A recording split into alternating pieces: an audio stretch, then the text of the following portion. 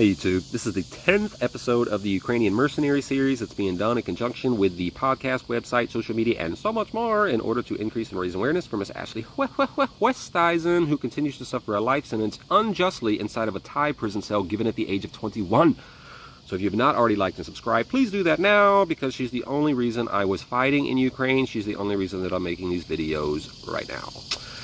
And so, the viewer may recall that we have replaced Jay, the tyrant. He is no more, the alcoholic. Schizo is gone. He was really a schizo, but he was snaggletooth, and that is a fact.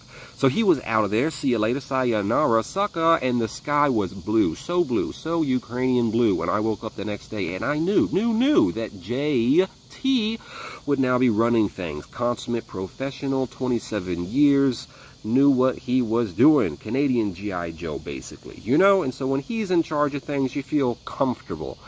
And so we had our first briefing, and he told us the next day that we were going to need to be moving out for a week this time, and so pack accordingly, which we did. And he also told us that we were going to be going in tandem this operation with Sparta team. So we knew it was going to be something big, but we weren't sure exactly what. We just had to be ready to go the next morning.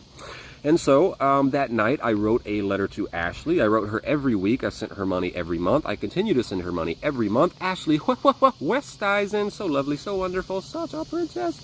And so I wrote her. I would write her, you know, incidentals about life there, you know, little things. I told her about, obviously, the mutiny with Jay, about going to the store and the grocery store in town and how that was like, and filling up the duffel bag with food so I wouldn't run out at the silo, and how we, last time we were at the silo, there's a pantry, you'll see it in the picture, where like all this food was stacked, stored, like floor to ceiling with just a narrow corridor, and inside of there was like a box of lemons, right? And half of them were moldy, but half weren't. And so it was a real treat. I told her to have fresh lemon water while we were there, right? So coming back after missions, you know, first thing in the morning, ooh, before bed, some nice lemon water. It was, you know, it's the little things. It's the little things out there like that. So, you know, I would write her stuff like that, and also about how things were going with the journalism. At that time, I was talking to people with the Washington Post, Tampa Bay Times, Jacksonville Union, Rolling Stone, which eventually did an article on the mission coming up. And so, you know, I would let her know that, and just basically continue to support her and let her know that she was never forgotten, and that I would continue fighting for her as long as it takes, as you see, and that we will get her free and back to the world while the flower of her youth is still in bloom. So please, if you have not already, subscribe once again. But anyway, the next morning, after breakfast, and breakfast was always in the cafeteria. It was so lovely. These Ukrainian women, they would take such good care of us, right? They cleaned. I told you last week all the things that they did, which was one of the reasons it bothered me so much, the way that Jay and others would carry on with their drinking and boisterous behavior inside of the orphanage. But it was really fresh. It was always really fresh ingredients, but it was always very much similar. And so there would be some sort of potato soup that had, you know, vegetables in it, and then in the morning it would be like oatmeal with bits of chicken, you know, and then they would serve ungodly sweet tea, which I didn't drink, and something else, I don't remember. And so after breakfast, it was time for us to go, and we went outside, and for the first time, there was one of those HMMWV trucks, which you'll see a picture, and we had 2 SUVs, and then that big behemoth. And so the 10 guys from Sparta team that were coming with us, and then our whole squad, it wasn't all of the squad, the Sparta guys, because some of them had to stay behind for the guard duty at the base, because there had to be 24/7 guard duty. So there was like a skeleton shift that was left back from Sparta Group for that, but everyone else was gone. And so we took lots of stuff. Actually, we ended up taking the almost whole collection of rocketry, but I'll get to that in the briefing. And so yeah, we loaded up all the stuff, and I rode in one of the SUVs again, and, you know, went there, same route, same place, right back to the silo, went immediately to the same building, got out, did the human chain, passed all the gear in, immediately the vehicles drove off, they hid themselves, we went back inside. No one had been there since we had been there last time, and so our places were still unoccupied in the same location, and so our squad, we went back and moved into the same spots that we were in last time, right? Like there was still the cardboard boxes that I used as like the mattress, right? Other people, there were mattresses there in these big doors. People found mattresses, and I could have had one, but they were so ungodly on the spine. You were like a U. I just don't know how anyone could lay in there, but Dom would lay in his bed for 20 hours a day. Seriously, that guy would just lay in his bed. I have no idea how he could stand it, but he was much, much shorter than me, you know, so my spine's a lot longer, so maybe that has something to do with it. I just thought of that now. But anyway, I tried to lay, but I felt like it was way worse. I was getting serious back pain, and so then I just switched. I didn't even use the mattress. I went down to the cardboard, and then I just slept. I had cardboard on the bare concrete, and then on the cardboard my sleeping bag, and then that's how I slept, which, you know, was fine, because I've slept on the floor, you know, in many different places before then, right? Micronesia, lots of different places, and so it just is, you know, it wasn't the worst thing. I thought it was better than the mattress, actually, the mattress. And so, yeah, we settled in, and while we were settled in, we had to go outside anytime that we did with our whole, like our armor, our Kevlar and our body armor on, because we were getting sighted a lot more for artillery strikes. Although it hadn't fully became open season at that point, they were striking inside the grounds semi-regularly, and so as a precaution, because there'd already been 2 guys, I guess, that had gone to hospital because they got hit by shrapnel when they came in incoming, then we would have to do that. And, you know, it was the same base we were at last time, but very pretty, right? It was a very pretty time of year. Everything was green. It was nice. It was like really warm. It wasn't hot. Ukraine is really splendid at this time of year in May and June. Just so lovely, so perfect, really. And so, you know, we were hanging out there, and Kenny, with Matt's help, to Kenny's great credit, made a 3D map, a terrain model map, inside the middle of the silo around where the Sparta Group were staying at, right? Because obviously, like, our end of the silo was full, so they moved down to the center.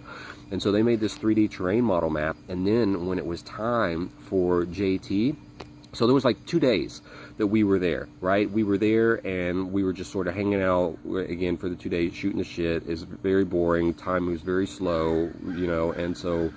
But while we were there, though, okay, previous times, Jay would always usually be with us. And again, like, he'd be wearing fuzzy slippers and laying in his bed all the time, and just like moseying about with like coffee and just like taking the piss, as our British brethren like to say. He was really taking the piss about it. Whereas JT, we never saw him. Like, that guy, we saw him like he was asleep, and then like we'd come back and he was gone. And that's how it was for like 2 days. And when we did see him, he was like walking upright, firm, determined, looked like he knew exactly where he was going, what he wanted to do, why he wanted to do it. And so again, just like breathing confidence. Everyone was like, we were bored, but none of us were like, you know, didn't have any ill feeling. Everyone was very excited. We felt like this was going to be much different than we had experienced thus far. And it was. And so while we were waiting, or anyway, so we waited, and then like the second day, right, whenever, sometime in the daytime, Kenny came, right, over to where I was at with Dom and Rich and everything. And Rich, you know, funny as the guy is, love Rich, had the most, don't say had the most well-equipped rifle out of us there, with a thermal scope that would see up to 5 kilometers in the distance. And so, you know, he had the best rifle out of the whole squad, which was just something I should note, because I really do like Rich, and even though, you know, he was a bit picked on, I said it again, nevertheless, he was very well equipped and a very smart guy, and I did enjoy his personality and his quirky behavior. And so we were all back there just doing whatever when Kenny came and told us, you know, I made squad briefing, you know, over there where this train map was, which was really cool. And so it was where we normally had the briefings. They had just made a train map there, so we went where the normal briefing was, but now on the floor, as you'll see, there was like this whole train model map. And so JT was standing there, and Sparta team came up, and our squad was there, and everyone was standing around, okay, and here's JT. And so, you know, it's all like waiting to see what's the plan, you know. And so JT starts, and he didn't disappoint. You know, and obviously I'm paraphrasing, right? I'm standing there, I'm in the circle, I'm standing beside Dom, and I'm looking at JT, and JT starts to present, right? And he started by thanking Kenny for the terrain map that he had done, and then Kenny, to Kenny's credit, thanked Matt and said that like Matt had helped him a lot, even though Kenny did the lion's share of the work. And so I must say about Kenny, okay, Kenny, you know, it was like a love-hate, I wouldn't say a hate relationship, but like a love-not-like relationship, you know, because in some ways he was just so simple, right? I mean, literally, like, with the earth was flat and just blindly obedient, you know, like slave master sort of mentality.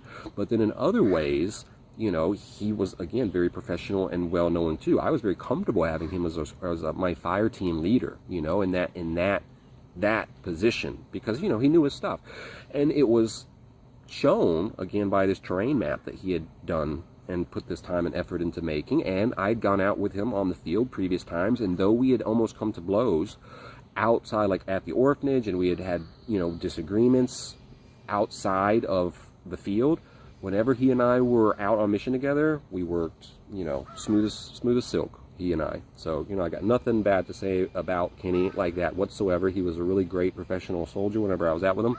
Although, again, you know, there were, but I don't want to nitpick, right? You know, we all have our moments. And so, yeah, just wanted to say that. And so we were standing there, and he gave, JT gave thanks, and then after that he started. And basically he was talking to the Sparta team, and he pointed to this coil of wire that you'll see, and he said that we got dropped off here last time, and we went around this rapeseed field, right? He's tracing the path up.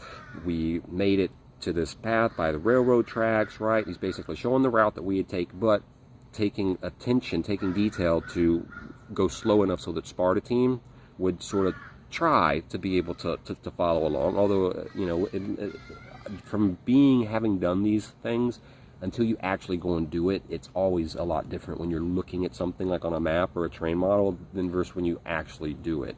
And then go back and look at the terrain model, and then you're like, oh yeah, you know, like it's also clear. But anyway, so he was taking pains to go at pace to lead them through, until he got to where we ended up at last time, that hedgerow where which led into Doroshenka that had been occupied by the Russians, which we had apparently, great success, cleared out. And so, you know, that's where we had gone, and then filled him in on everything, not about all of the last mission, but basically that is where we had gone. And then he started to tell us what we were going to do, like what the actual plan was. And so, you know, paraphrasing, he was like, okay, so tonight, Vitali and George and we're going to go out with Sparta team, and we're going to establish 2 OPs, observation post, okay? We're going to establish 1 observation post here, okay? Like next to the railroad tracks that's looking into that gap that comes around the corner where you can see into the enemy hedgerow, okay? And then after that, we're going to establish a second OP here. And then he pointed to just through the gap to the right side, okay, sort of on the inclination of the hill there, so that OP would have direct eyes onto the Russian-occupied hedgerow. And those 2 OPs were going to be established for 24 hours, and they were going to be, you know, radioing back regularly any updates with enemy movements, positions, just anything of note that was worth mentioning. They were going to be radioing back. And so that was the first part of the plan, the first night. That it was a two-night plan. Sparta team was going to go establish those 2 OPs, and then the following night it was us. And he was like, okay, and then the next night, our squad, the Wolverines, we're going to get dropped off here, okay, pointed up to where you'll see, and then we are going to basically move as we have into position here. And this was in the area, the hedgerow between the railroad tracks and the rapeseed field, that little cut. And then part of the squad's going to stay there. Part of the squad, I haven't decided who yet, are going to come with Nibs and I, because JT had been spending time with Nibs to sort of train him up with demolitions and demining operations and stuff like that, sort of made Nibs his pupil. And so he said that he was going to take Nibs and, you know, other people weren't decided yet, on a demining operation, because last mission we had mentioned on that assault operation that there had been tons of mines, really more than 20 anti-tank mines we saw, including those 5 that were just diagonal right there on the road. All of them just laid right out, none of them buried or tried to be hidden at all. Very sloppy, very lazy. I'm sure it would be very different now, but that's how it was, okay? And so there's going to be a demining operation where JT, Nibs, and whoever else were going to go, and they were going to demine the road so that a BMR, which is a type of armored vehicle with a 30mm cannon on it, can use this access road, okay, for the assault tomorrow, for the assault on that following morning, okay? So let's understand, right? The first night, Sparta team's going out, they're establishing the 2 OPs to basically keep eyes on the enemy position and radio back intel. Then we were going to go out 24 hours later based on that intel, as long as everything was cool, which it was, and then we were going to demine, we were going to move into position, and then some of the squad was going to demine that road leading from the railroad to where the enemy hedgerow started, okay? And then once that was demined, then our squad, the whole squad, right, would then get up and move into an assault position. So he's telling us now, and he's showing us on the map, move into an assault position here. And so it should be noted, okay, that the last time we went out, the Russians had occupied the entire hedgerow, the entire length, that whole 2 kilometers up. Whereas now, they had pulled back that first, as you'll see on the map, bit of hedgerow. They no longer occupied, according to what JT had told us from the Ukrainian High Command's recent drone flights.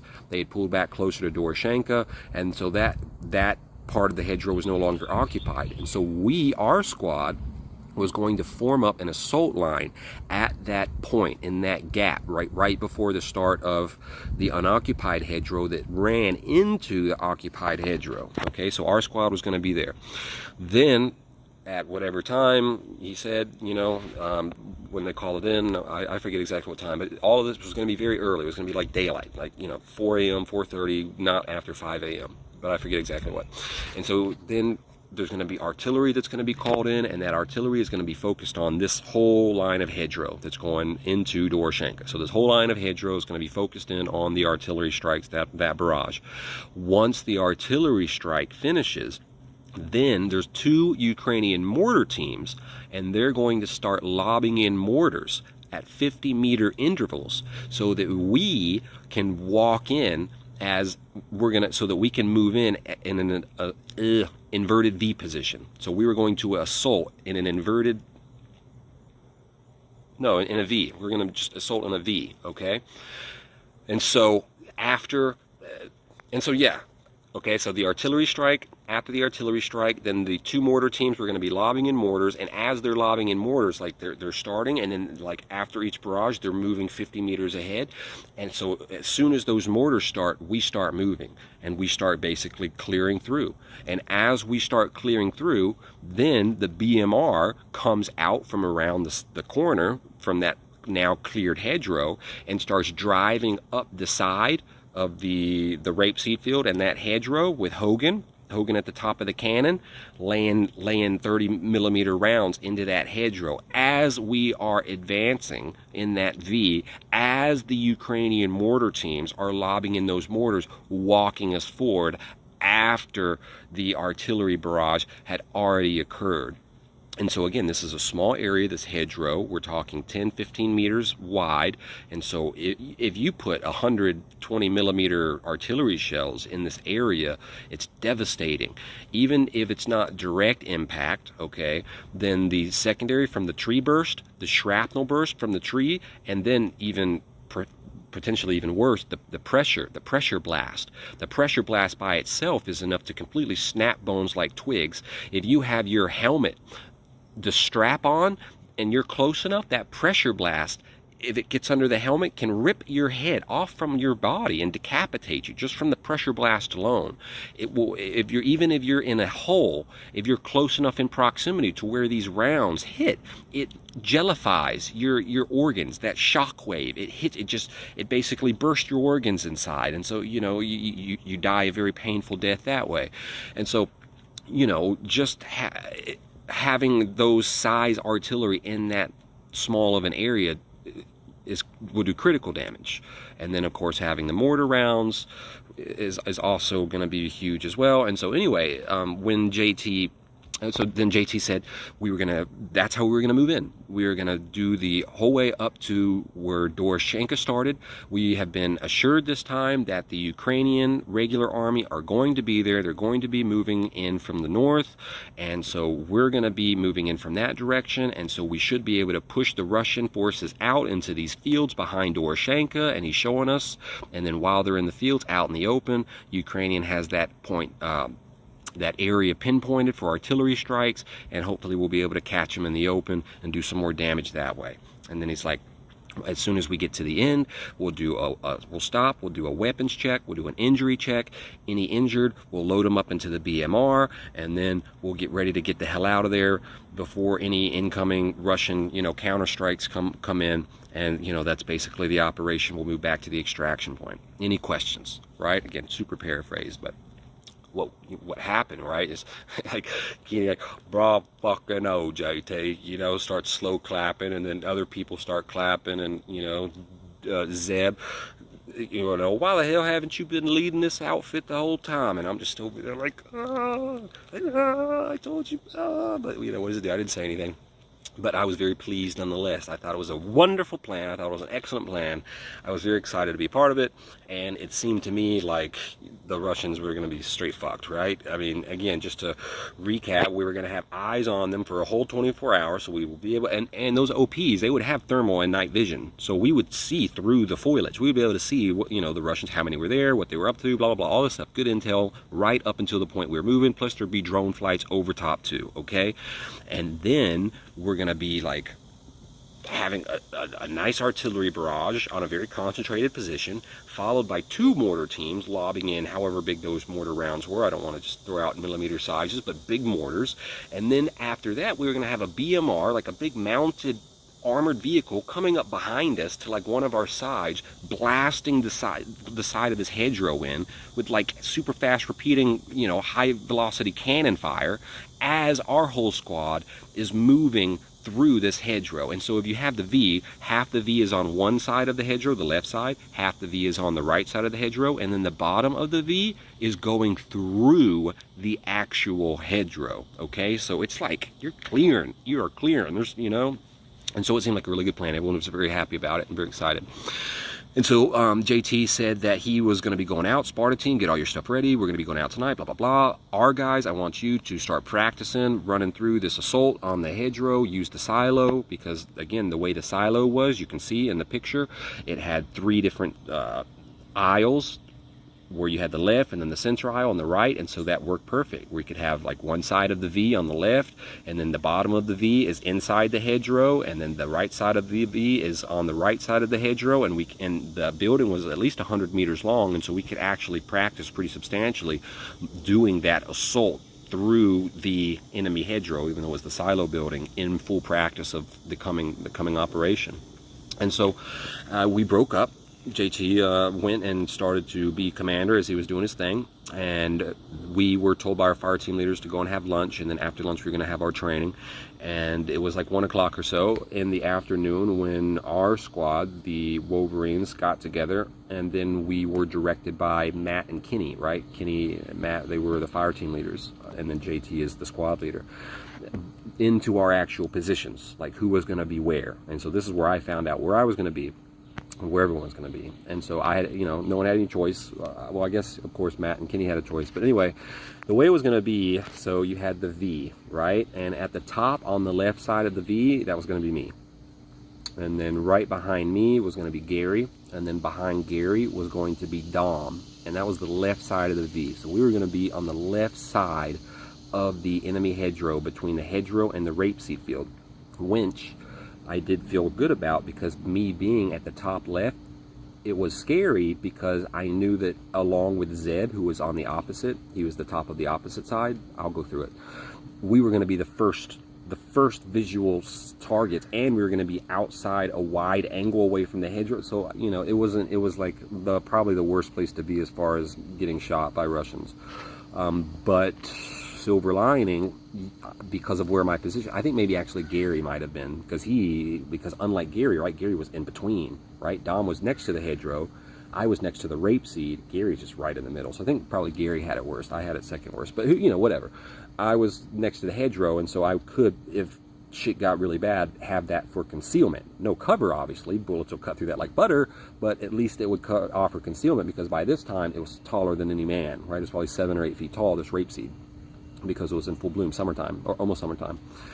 And so, yeah, that was the left side of the V. And then the center of the V was going to be Mitch and Kenny, okay? And then behind Mitch and Kenny were going to be JT, Vitali, and George, okay? So they would, because you can only fit, again, this is a small hedgerow, 15, 20 meters wide. So you can't have more than 2 guys in there because of the arcs of fire, and there's too much risk of friendly fire, okay? And again, that's another reason we're moving at a V, because it cuts down on that risk.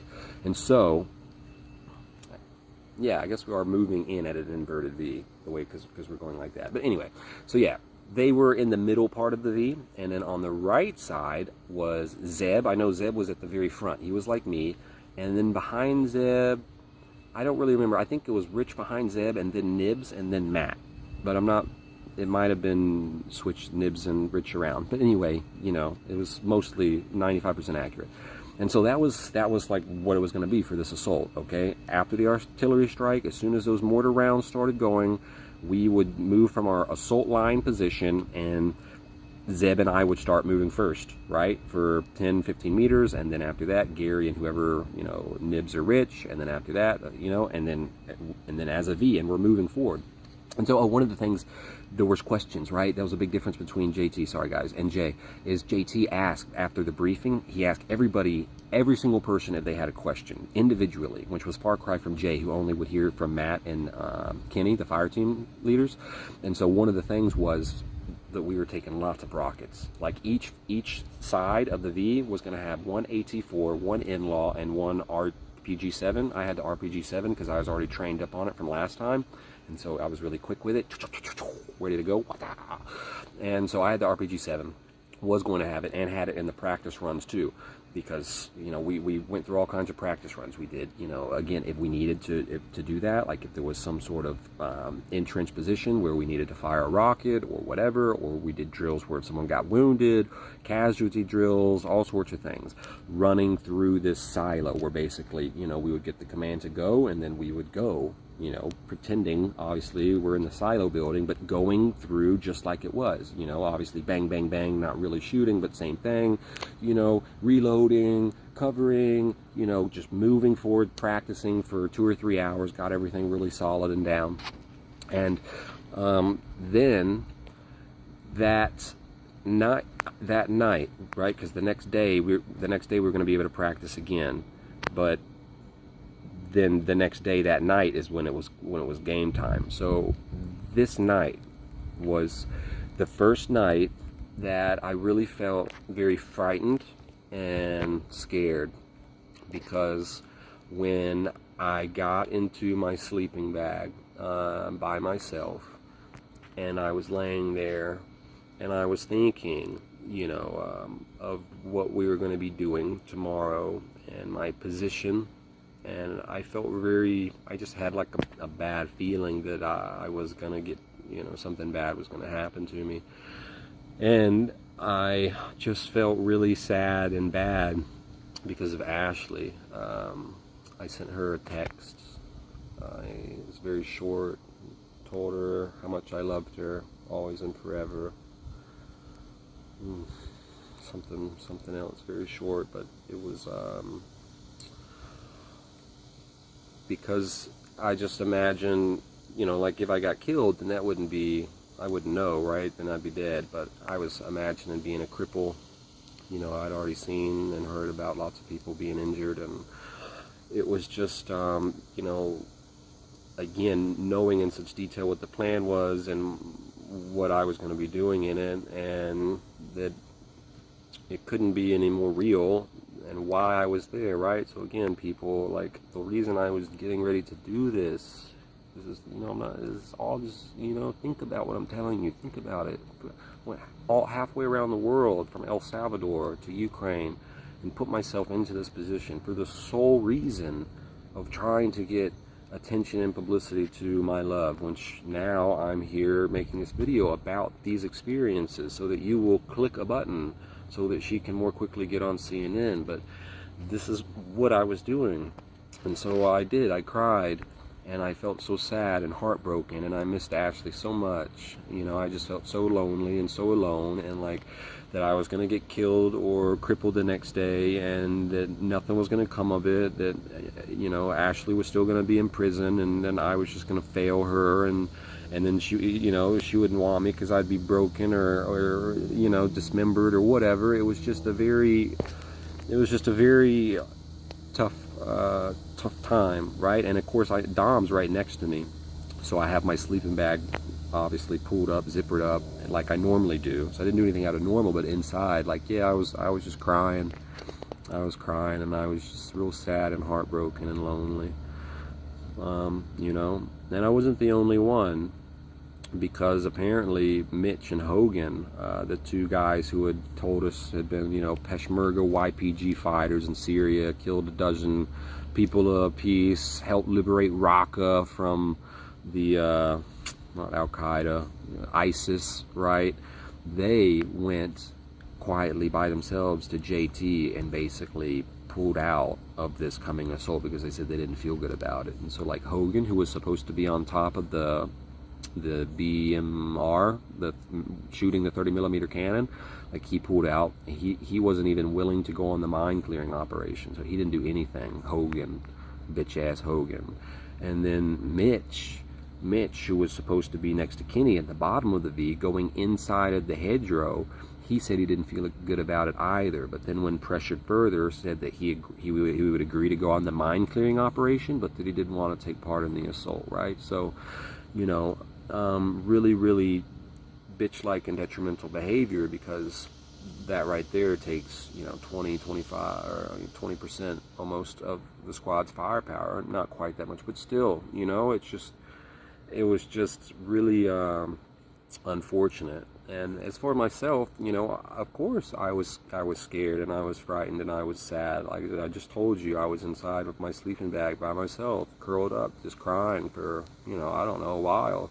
But I eventually fell asleep, and the next morning, you know, when I unzipped my sleeping bag and I showed my face again to the world, because, you know, they told me where I was, I listened, I did everything, it's cool, right, you know, and then I went to my sleeping bag and I pulled my sleeping bag up, I zipped it over to the top of my head, and then I cried, okay? But then the next morning when I unzipped my sleeping bag and I came out to the world, that was all gone, you know. Fate is inexorable, and I had accepted my fate. Whatever was going to happen, it was going to happen, and that was all there was to it.